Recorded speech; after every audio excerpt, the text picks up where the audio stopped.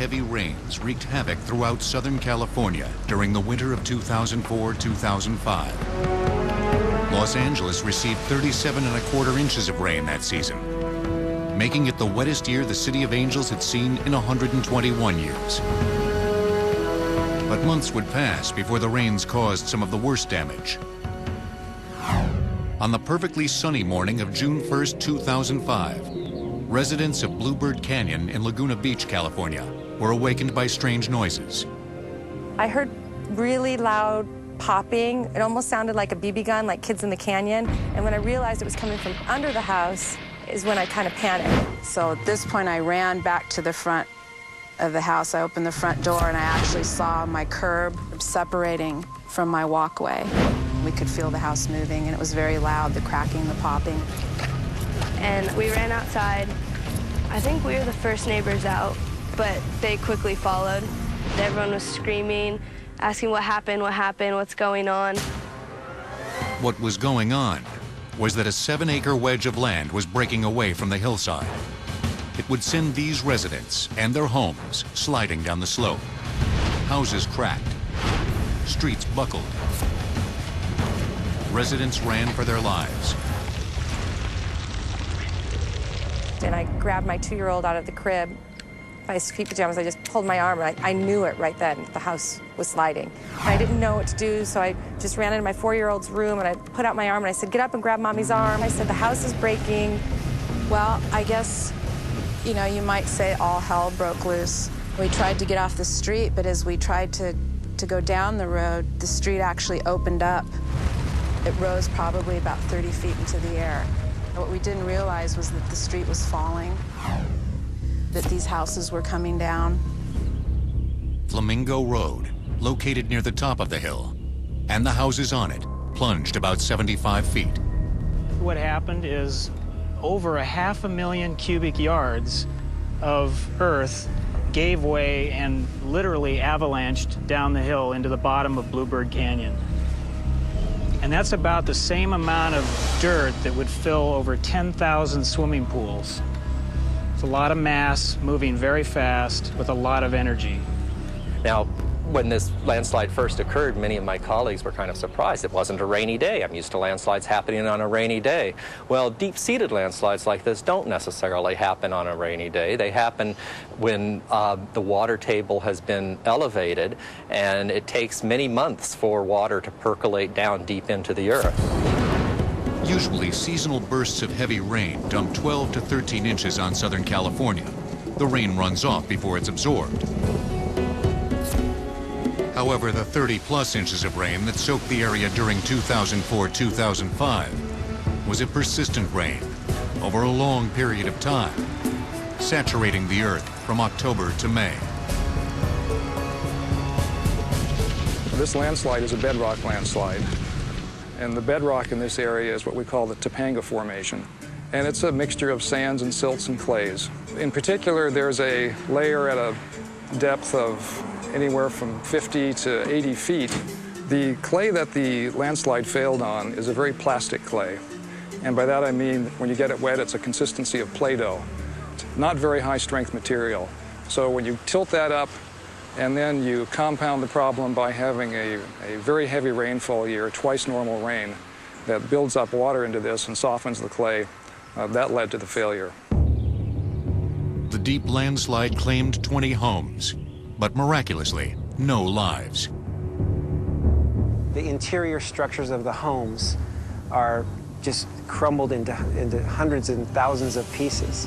Walls fallen down, granite countertops broken in half, cabinets ripped off of walls.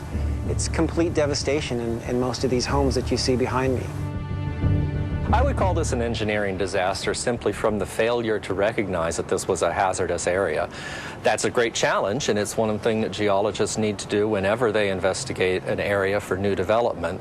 But clearly, in this case, in retrospect, we can tell that this was an unsuitable place to build houses. This was not the first time a hillside gave way in Bluebird Canyon. A huge landslide consumed part of the neighborhood on October 1st, 1978. Just a few hundred feet from the 2005 landslide. 24 families lost homes then. Most of the homes on the hillside were constructed before building codes were as strict as they are today. At the time these houses were built, there really wasn't any kind of geotechnical analysis or geologic assessment of stability. They more or less just came along and graded a flat pad and built their houses. I'm confident that they didn't know what kind of risks that they were facing. In August 2005, red-tagged homes were demolished and a massive hillside reconstruction project began. We're attacking this slide stabilization in several phases. The first, most important things we have to do are to get the canyon opened up and put in a storm drain system. And secondly, we're going to be stabilizing the headscarp area so that we don't lose more homes and possibly a street up above those homes. We'll be putting in caissons and tiebacks up there. And we'll also be removing all the homes on the landslide and regrading it to seal the fissures and try to establish drainage so that we don't end up with a lot of mud and debris flows. When we're all done with the repair plan, we will have put back the slope that was there before, but way better. It will be anchored into the bedrock like it should have been in the first place, and we'll have put in with it proper storm drains that will, when it rains hard, will collect that runoff and get it underground in a way so that it doesn't saturate the soil and mobilize it again. And it will be a perfectly safe building site following current building codes today. The cost of the repair plan is estimated at over $10 million to be paid by the state, the city of Laguna Beach, and Bluebird Canyon residents. Most residents plan to move back onto the hillside once it's repaired, placing their faith in the skill of engineers. When you wonder whether homes should be built in places like this at all, when they have discovered these kind of geological risks, I think the answer still is yes, carefully, surgically. As far as this disaster goes, it is a disaster because of a lack of engineering. Had there been proper engineering before and during the house construction, this would have been prevented. He'd had enough of making money. He wanted a completely different life. He would now search for antiquities. He spent the 1860s traveling the ancient world, Egypt, China, and Japan. In 1868, he saw the 2,000-year-old remains of Rome, where gladiators had fought in the Colosseum. He saw the streets of Pompeii, whose citizens were buried in the volcanic eruption of Vesuvius. He visited Greece, the birthplace of Western civilization, and marveled at the temple of the oracle at Delphi. And then, at last, the place that had inspired him since childhood. On the 13th of August, 1868, at the age of 46, Schliemann stood on the vast plain of Troy in the northwest of Turkey. Haunted by his childhood dreams, he could hardly contain his emotions. Somewhere near here, according to tradition, the city itself must be found. The exact spot had been lost, but Schliemann was convinced he could find Troy again. The bed of the river Scamander was the main clue. Homer described it as running right past the city of Troy. But also, according to the Iliad, the right site had to be a place where the Trojan champion, Hector, the tamer of horses, could have been chased 3 times round the walls of the city by Achilles, the hero of the Greeks. Schliemann put that race to the test on the hill of Bunabashi, but it was too steep and too far. It took Schliemann 2 hours to get round it just once. Did the heroes really chase each other for 6 hours? It didn't make sense. But there were other possible sites for Troy. Next morning at 5 o'clock, Schliemann set out for another large hill in the area called Hisarlik, which means fortress. He had started his search for Troy in the south of the floodplain of the river Scamander. Now he rode 10 miles northwards along its banks. Schliemann approached Isarlik, and his excitement grew. Homer's description seemed to fit the place, and at the top of the hill were the remains of a classical city. Schliemann's doubts vanished. This must be Troy. He would prove it to the world. First, Schliemann needed to learn about archaeology, so in the autumn of 1868, he went to Paris to study. He took courses at the Sorbonne University and lived in one of the many houses he owned there. Solitary and single-minded, he worked day and night. He could absorb information so fast that while studying, he wrote a book describing his recent travels. This he finished before Christmas and won a PhD, all in a single winter. All the while, Schliemann made plans to dig for Troy. With the new science of archaeology, Schliemann wanted to show that he, the grocer's boy, could know more about the human past than the gentry with their classical education. But he wanted a partner to share the challenge. In 1869, he divorced his first wife, and 2 months later he married a Greek girl, Sophia Engostromenos. He had asked a friend, a Greek archbishop, to find him a bride.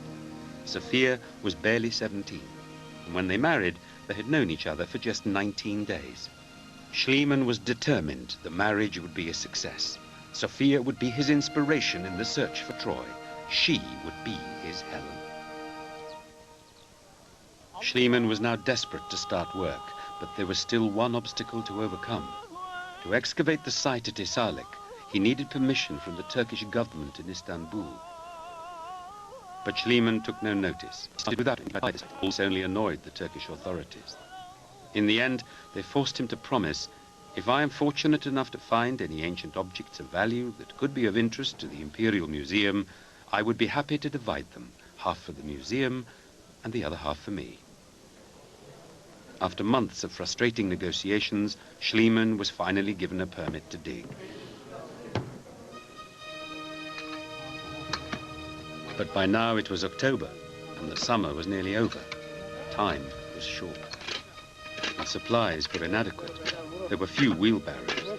He began with just 8 workmen and only baskets to move the earth.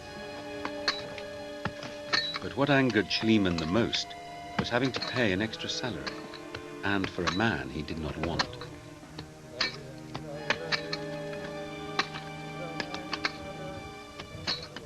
The Turkish government had insisted on appointing an overseer called Georgios Sarkis to inspect anything that came out of the ground. And this was a new obstacle standing between Schliemann and his dreams of treasure. The hill itself was obstacle enough. Schliemann was contemplating its complete removal. He believed that it was entirely man-made, consisting of the buried foundations of successive cities over centuries.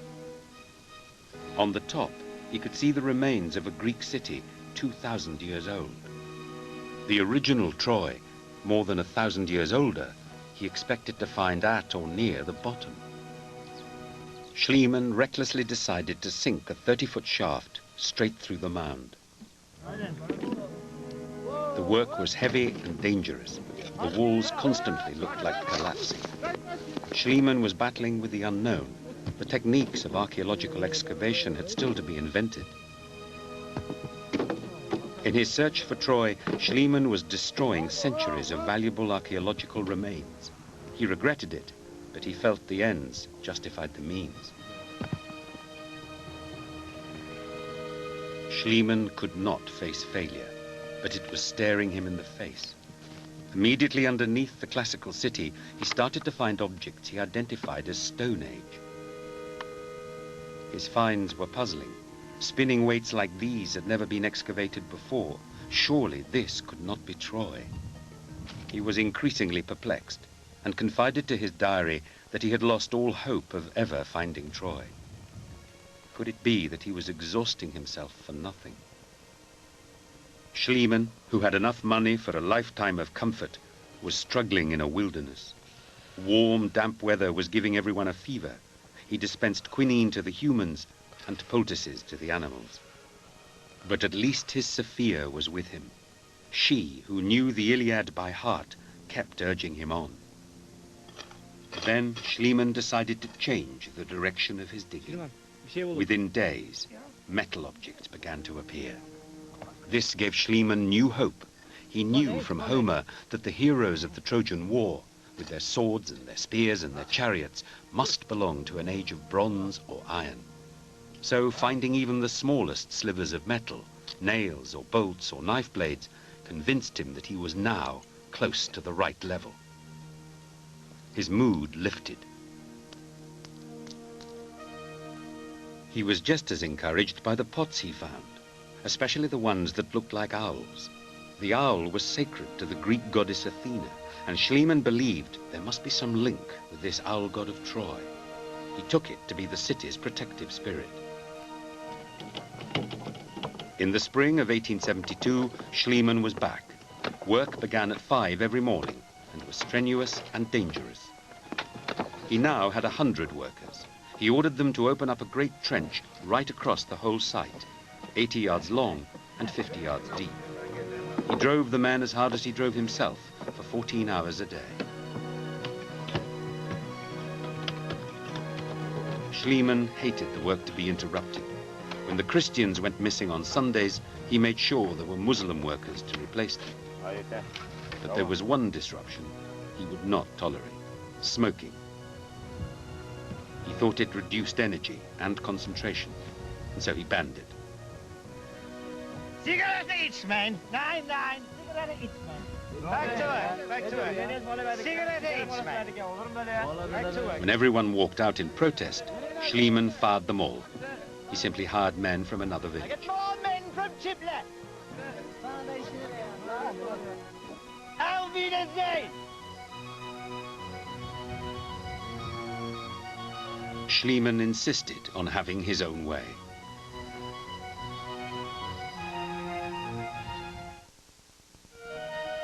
The eyes of the world were now on Schliemann.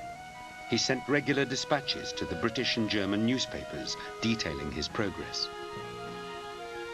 Everyone wanted to know, would he find the Troy of King Priam? Would he find treasure? There was a major discovery early in August. Digging more than 40 feet down, Schliemann uncovered solid stone foundations which he believed to be the base of a tower. He immediately proclaimed this was the Great Tower, from where, as Homer described it, Hector's wife Andromache had watched the battle in the plain below. But again, Schliemann's hopes were dashed. It became clear that the tower was just 2 parallel walls and nothing to do with Homeric Troy. So were Schliemann's instincts wrong after all? The weather was closing in. He would have to wait until next year to continue his search.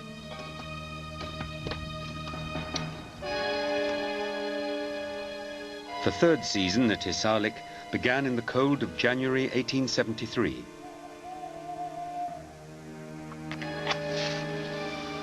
Shrieking owls disturbed him, and the wind blew through the gaps in the wooden walls of his hut. The simplest things became impossible. Even when in the grate it was freezing.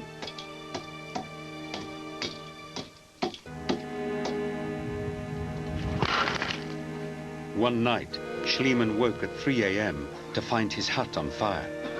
My wife and I, he wrote, had the narrowest escape of being burnt alive. But the rigors and excitement of the dig kept him going, especially when in July they uncovered a massive paved road. Obsessed with the literal truth of Homer's verse, Schliemann assumed that the road would lead to the Scaean Gate, the main entrance to the city of Troy and the site of many important scenes in the Iliad.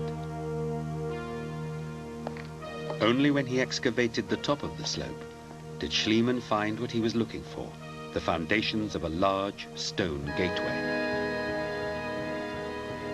Finally convinced that he had uncovered Homeric Troy, Schliemann feverishly dug north of the gate, where he uncovered the foundations of another building. According to Homer, King Priam had lived in a splendid palace with his 50 sons and their wives. So, without a moment's hesitation, Schliemann declared that this must be Priam's palace. Homer had written that the palace contained a storeroom for vast quantities of gold and silver. Had he found it? And if so, was anything left, or had it all been looted? Then, on the 31st of May, 1873, Schliemann was digging in a trench alongside Priam's palace. His heart jumped.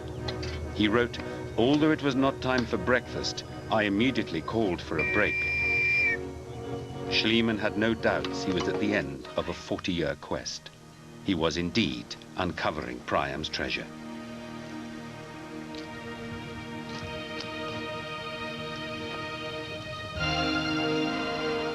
Schliemann wrote, "It would, however, have been impossible for me to have removed the treasure without the help of my dear wife, who stood by me, ready to pack the things which I cut out in her shawl and to carry them away."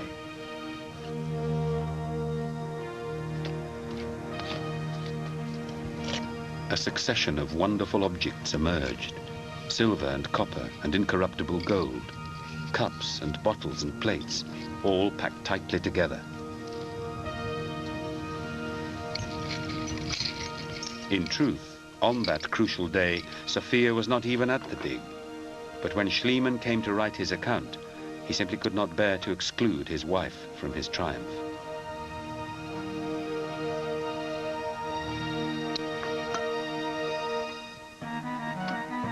Now, Schliemann had to find a way to keep the treasure for himself and away from the Turkish authorities.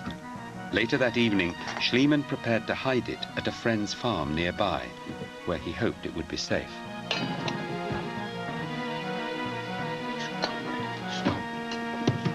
He sent a letter too. "I am sorry to inform you I am closely watched and expect that the Turkish watchman who is angry with me will search my house. I therefore take the liberty to deposit with you 6 baskets and a box, begging you will kindly lock them up and not allow by any means the Turks to touch them."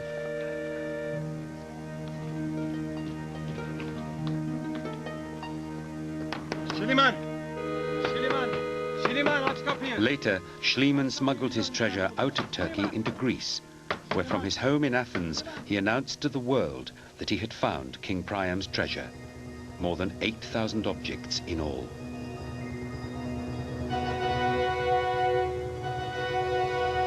Best of all was the pure gold jewelry, which Schliemann immediately called the Jewels of Helen.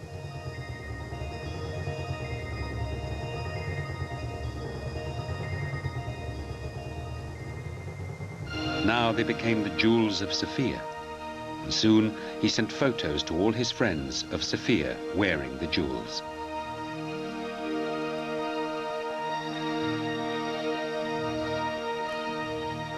The news and the pictures of Schliemann's success spun round the world.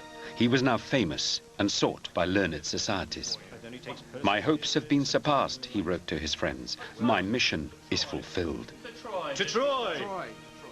That mission had been to recover a lost world, to show that ancient Troy had really existed, and that heroes like Hector and Achilles, Odysseus and Agamemnon could really have walked the earth. Schliemann had indeed identified the right geographical location for Troy, but in his haste he had dug straight through Homeric city to a level just above the earliest prehistoric layer. All his great discoveries, the great tower, the paved road, the Scaean gate, the palace of King Priam, the very treasure itself, were up to 1,000 years older than the probable date of the Troy of Homer. But in his hour of triumph, it mattered not at all to Schliemann or his public. Where the rest of the world had dithered, he had dug. And from now on, the ancient past would be interpreted not by scholars and poets, but by a new breed of adventurous and scientific archaeologists.